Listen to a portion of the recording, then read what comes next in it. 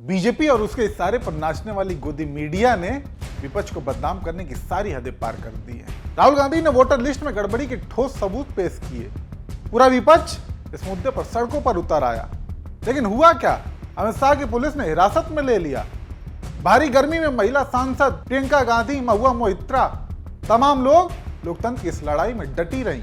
कुछ बेहोश हो गई, कुछ की तबीयत बिगड़ गई। ऐसे में जब विपक्ष सड़कों पर लोकतंत्र के लिए लड़ रहा था, तब देश का तथाकथित राष्ट्रवादी मीडिया कहां था? क्या वो अपना दायित्व तो निभाते हुए वोटर लिस्ट की गड़बड़ियों को उजागर कर रहा था, या फिर विपक्ष के संघर्ष को जनता तक पहुंचा रहा था?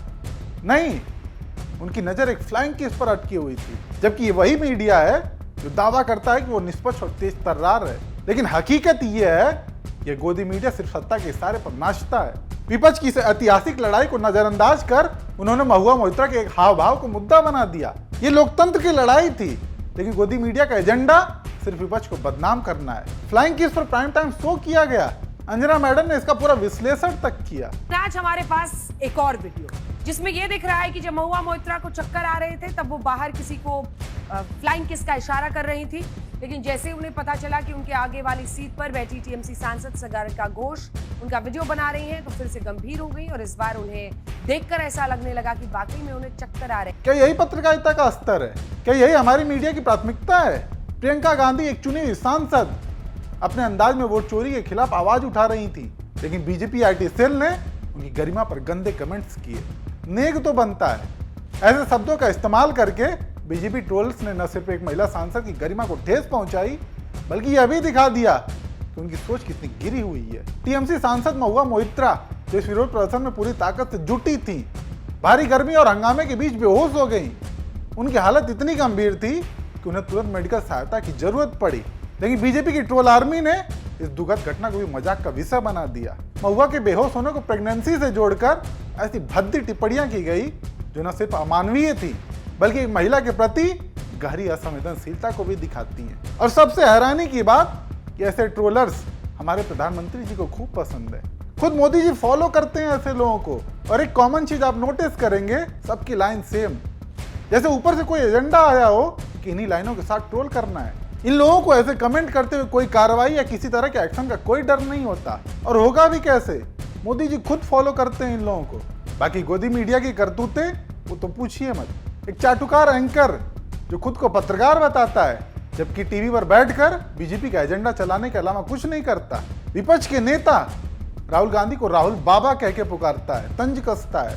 हालांकि इसका जवाब खुद उसके मुंह पर आरजेडी प्रवक्ता ने ऐसा दिया कि मुंह दिखाना लायक नहीं छोड़ा। हमको लगता है अगर मैं आपको अन्ना बाबा बोलूंगी तो आपको कोई दिक्कत नहीं होगी, क्योंकि अगर देश के लीडर ऑफ अपोजिशन को, एलओपी को आप बाबा बोल सकते हो तो अर्नब गोस्वामी को बाबा तो बोला ही जा सकता है। ठीक है, अन्ना बाबा। दूसरी ओर एक और एंकर महोदया जो सत्ता की चरण वंदना में सबसे आगे रहती हैं, उन्होंने डिबेट में एक पत्रकार से कहा कि दिल पर हाथ रखकर बताइए कि क्या राहुल गांधी ने सच में एटम बम फोड़ दिया है। जवाब में पत्रकार ने ऐसा तर्कपूर्ण और करारा जवाब दिया कि रूबिका मैडम बगले झांकने लगी। प्लीज अपने दिल पर हाथ रखकर मुझे बताइएगा, कल जो था वो एटम बॉम्ब था क्या? देखिए रूबिका जी, आपने कहा दिल पे हाथ रख लिया, तो मैंने रख भी लिया। मैं मानता हूं कि जो राहुल गांधी ने दावे करके जो एटम बम की बात की है, हाँ। मेरी शंका और मेरी चिंता ये है कि हमारे चुनावी प्रणाली और चुनाव प्रक्रिया और लोकतांत्रिक प्रक्रिया पर ही एटम बम न गिरे। इसलिए चुनाव आयोग की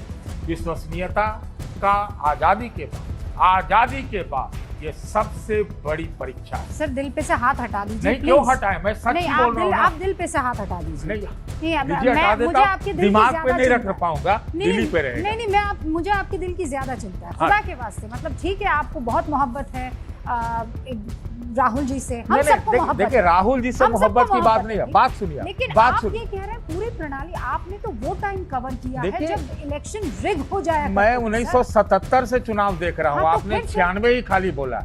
मैं ये कह रहा हूँ ऐसा सवाल पहले नहीं उठा। मैं हमें पत्रकार के रूप में भी देखा हूँ और एक आम आदमी के रूप में आप ज्यादा देखते। मैं इतना कहना चाहता हूँ कि अगर वो तथ्य लाए हैं तो ये भाजपा वाले फ्री के वकील क्यों बने हुए चुनाव आयोग? अक्सर लोग कहते हैं कि विपक्ष सड़कों पर नहीं उतरता, संघर्ष नहीं करता, लेकिन तस्वीरों को देखिए। राहुल गांधी, अखिलेश यादव, प्रियंका गांधी, महुआ मोइत्रा और तमाम विपक्षी नेता गर्मी और बैरिकेड्स के बावजूद सड़कों पर डटे रहे।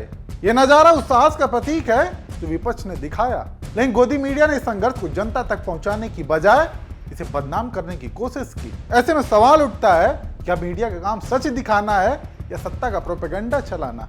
बाकी बीजेपी की आईटी सेल और उनके ट्रोल्स की हरकतें अब किसी से छिपी नहीं है। एक ही तरह की भाषा और एक ही तरह के कमेंट्स, ये सब किसी सुनियोजित साजिश की ओर इशारा करता है। जैसे कि ऊपर से कोई स्क्रिप्ट दी गई हो कि इन लाइनों के साथ ट्रोल करो। और सबसे दुखद बात कि इन ट्रोल्स को सत्ता का खुला संरक्षण प्राप्त है। जब प्रधानमंत्री खुद ऐसे अकाउंट्स को फॉलो करते हैं तो कार्रवाई की उम्मीद कैसे की जा सकती है? ये सिर्फ विपक्ष की बदनामी का मसला नहीं है, यह हमारे लोकतांत्रिक व्यवस्था पर सवाल है। बाकी आप दर्शक क्या राय रखते हैं, हमें कमेंट करके जरूर बताएं।